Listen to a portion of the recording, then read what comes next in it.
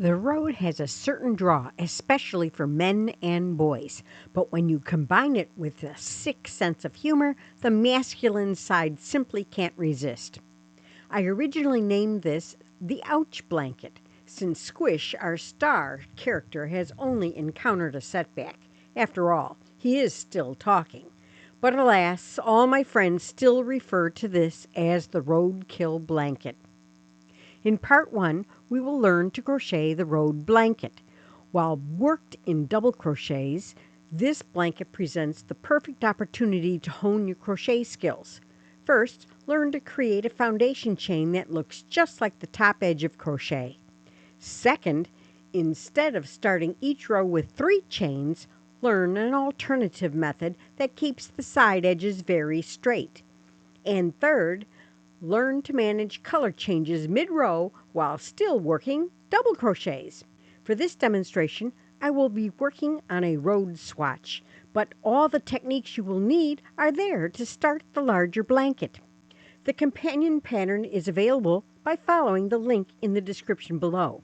It includes the pattern for the road blanket along with row by row detailed instructions for the animal and speech bubble, which will be covered later in this series.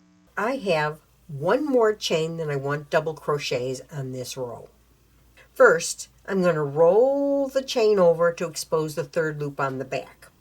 Then I'm going to pull this loop up tall enough so that the chain, the last chain, and the loop appear to be about the height of a double crochet.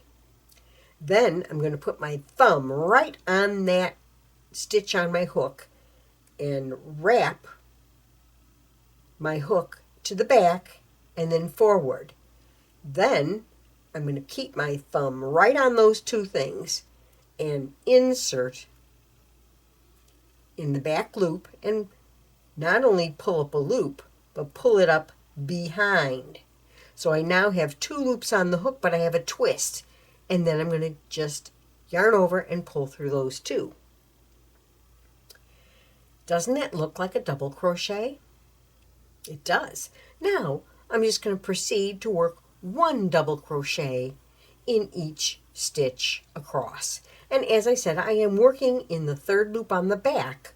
And the reason I'm working in the 3rd loop on the back is because I like to have a nice chain edge on this edge. It looks just like the top edge. Do you see? And that's why I do that. And this is a swatch that I'm going to be using to show you all the techniques necessary to do the road blanket. And I'll get to that in a minute. But for now, let's just continue across, and I'll meet you when I get to the end, because the first stitch of the 2nd row also is worked a little different. Now that we've reached the end of the row, I'm going to show you how to start the 2nd row. We did a special one at the beginning of this row, but now we're going to do a special one at the beginning of the next row. So instead of chaining 3, like you would normally do for a double crochet, what we're going to do is turn. And I like to turn so that the right side comes forward toward me and goes to the left. That positions my yarn behind the first stitch. You can turn it the other way, but what will happen is you'll find that one of these little loops will stick out the side. So the correct way to turn for this particular technique is to go from right to left and forward toward yourself. Okay, now we're still not going to chain 3, but what we are going to do is we're going to pull this loop up to about the height of a double crochet, and I'm going to put my thumb right on that loop and twist my hook around it so that that one is coming over it. That's why you have to keep your hand on it, otherwise it spins out like that. So let's do it again. Put our thumb on it, twist the hook around toward the back, and then come back up between the feeder yarn and that loop and insert it into the space where it came out of. Pull up a loop, yarn over, pull through 2, yarn over, pull through 2. There we go. And it's perfect. Now we just continue across the row, and in this pattern we're just doing a double crochet under the top 2 loops of each stitch. That's so easy. This pattern is so easy. But come back to the beginning. Look how nice and straight that edge is, as opposed to doing a chain 3. So if you look at this, and this is fine, this is very neat. And if you like to do it this way, do it this way. But every other row you're going to have the chain 3, and you're going to have these little openings, and sometimes it bows out a little bit. On this one, it is perfectly straight. So now we're just going to continue across this row. Now we're at the end of the row. We have one more stitch to go in, and that was our original stitch where we did our little trick. We're going to insert under both loops, pull up a loop, yarn over, pull through 2, yarn over, pull through 2, and complete a double crochet. And look how straight that edge is. Because I know I'm going to change my colors, I might as well end off, stitch through here, and just weave this end in. Since I'm going under both loops on the next row, I can just weave that in right along that top edge. Stretch it out a little bit. Now, you want to make sure that you've turned your row. And I have turned my row. So now I'm going to add on my next color. And do the special stitch at the beginning of the row. Just insert your hook under the top 2 loops of the very first stitch. I'm going to pull up a loop. You can actually chain 1 here, pull that loop through,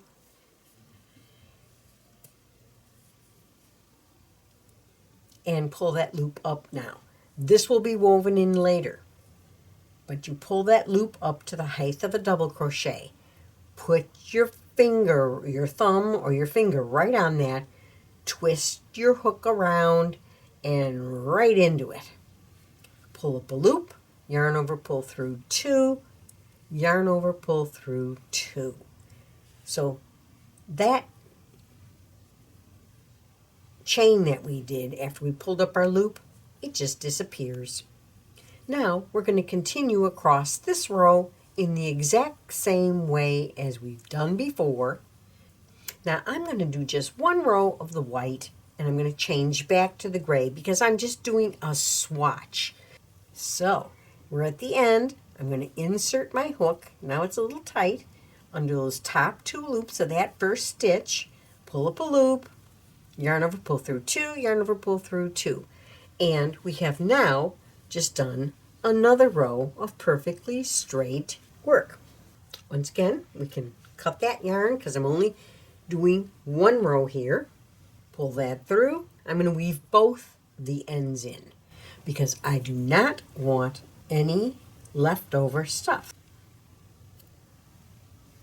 All right, now we have our piece ready to go, and I need to know that I've turned it. How you can tell is if you look at the top edge and you can only see one loop of the top edge from the side that's facing you, then you know you've turned your work. Now I've turned it, and I'm going back to my gray. Now I'm going to do the exact same technique of adding my yarn on. I'm inserting my hook right there, pulling up a loop, and chaining 1 and pulling that end through. And make that chain nice and tight. Then I'm going to pull the loop up so it's the height of a double crochet from the base of it to the top of it. And put my finger on it, twist it around, insert in the very same stitch, pull up a loop, yarn over, pull through 2, yarn over, pull through 2. And then we just continue on working the double crochet. So a beginner can do this pattern and have a lot of fun with it and really improve their technique. That's why we're doing it in small scale, because the techniques are on the end and also in the color changes. I'm just going to do a few more rows and I'll meet you then, because we're going to change color mid-row. Ooh, isn't that going to be fun? We're going to put in our passing lane dashes in yellow now. And that means the technique that you need to know is how to change colors mid-row using the double crochet. So I'm going to work one more double crochet, or partial double crochet, where I'm going to yarn over and pull through 2. So I have 2 loops on the hook. That's when I'm going to drop this yarn and pick up my new yarn and just pull through the last 2 with the new piece of yarn. I can drop this end off because I'm going to have to weave that in before I go to the next row. And I'm going to just continue on with double crochets. Now, let me do 2 double crochets. And as you can see, the working chain, when I picked up that loop, falls right on top of the double crochet. So I'm just going to do 6, because this is a very small swatch. That's 4, 5, and 6. And now we're going to change back to our gray. So I have another strand of gray. So this strand that was at the original part of the yarn is different than this strand. Same yarn, but now I'm going to pick that up and pull through the last 2 loops of that incomplete double crochet and drop that end off and continue to work a few more double crochets. And do you see how that top loop, that where I pulled it through, falls over onto this? So it's a nice clean addition. And I'm going to work just a few stitches, like 4, because I want to put another dash in here. So I'm on my 4th. So I'm going to work an incomplete double crochet in gray. And now I have to have another strand of yellow, because each one of these are independent of each other. So I'm going to pick up that loop and pull it through to finish that double crochet, that incomplete double crochet, and then continue on to work 6 more. Here's the 6th one. You see it? Incomplete double crochet, and I need, yet again, I need another strand of gray. So I'm just going to pick that up, pull it through to complete that double crochet, drop that end off, and then I'm going to work the final double crochets of this row. I'm going to do one more row like this, because you're going to see something special when I get to the changes of colors again.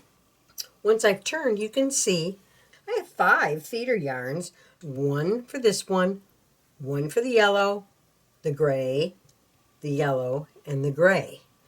I also have 4 ends that I have to weave in before I can move on. And it's important to weave it in at this point, because then they're buried.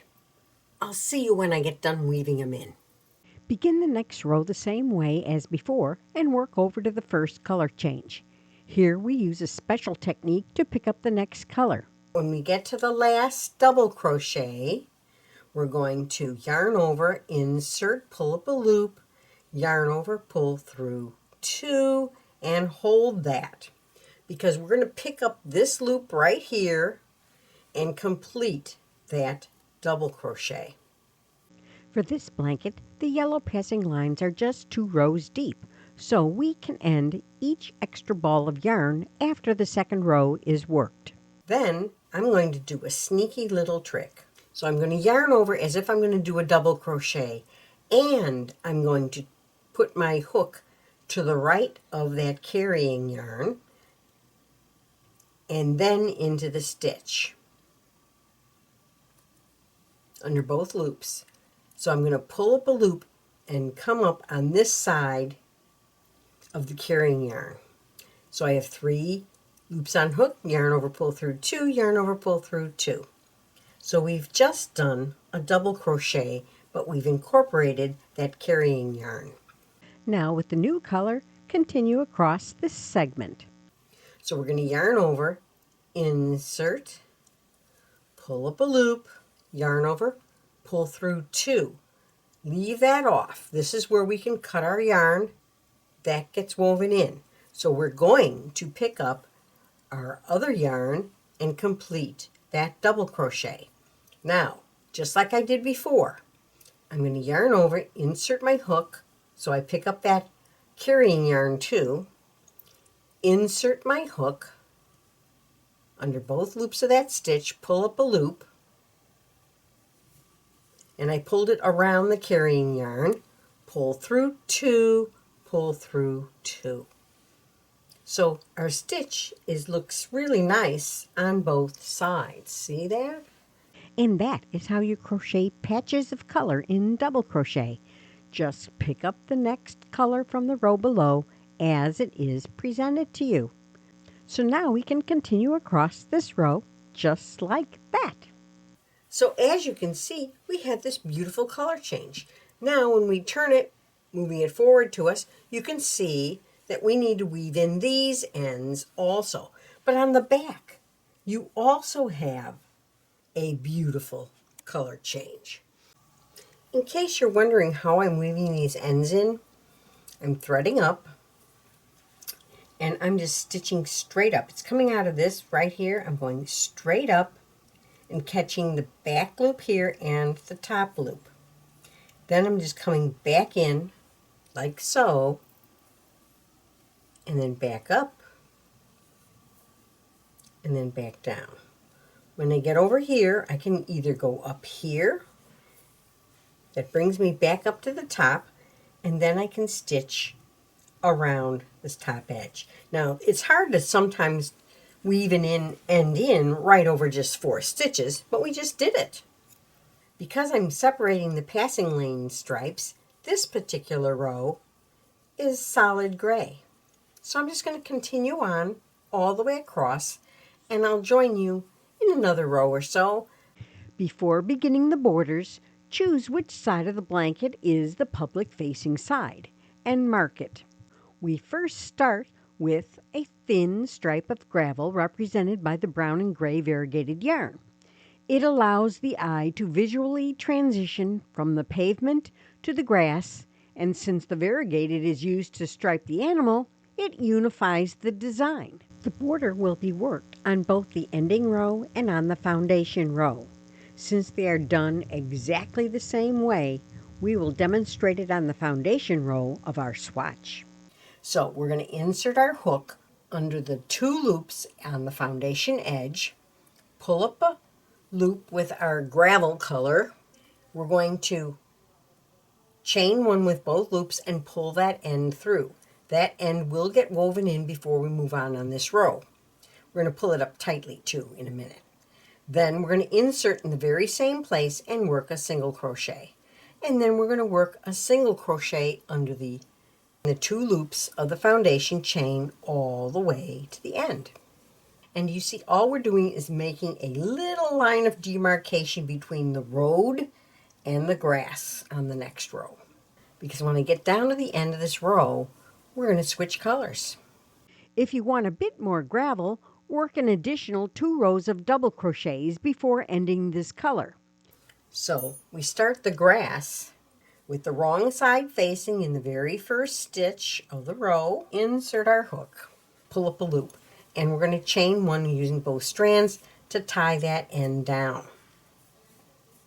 Then we're going to pull up that loop so it's the height of a double crochet, wrap around that loop and into that top 2 loops of that stitch again. Pull up a loop, yarn over, pull through 2, yarn over, pull through 2. That's our first double crochet of the grass.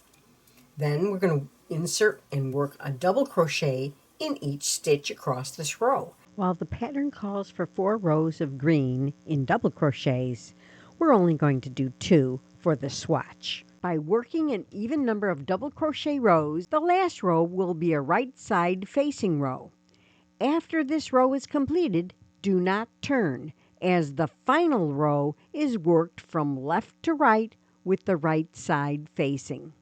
Chain 1, and then in the very first stitch on the right of our chain, we're going to insert our hook under both top loops. Pull up a loop, and that loop is being pulled up to the left of the working loop. Yarn over, pull through 2. Insert in the next stitch to the right. Pull up a loop to the left of the working loop. Yarn over, pull through 2. And you're going to do this all the way to the end. Here's the second to the last stitch. So insert, pull up a loop to the left of the working loop. Yarn over, pull through 2. Now, all we have to do is insert in the end loop and slip stitch, because the second last stitch leans to the right, so it actually covers it up. And what you have is this beautiful rolled braided edge. In part 2 of the Roadkill Blanket, we are going to make the speech bubble. See you then! I hope you enjoyed watching this video. Please take a moment to subscribe and ring the bell to receive notifications of upcoming videos and events. Happy crocheting!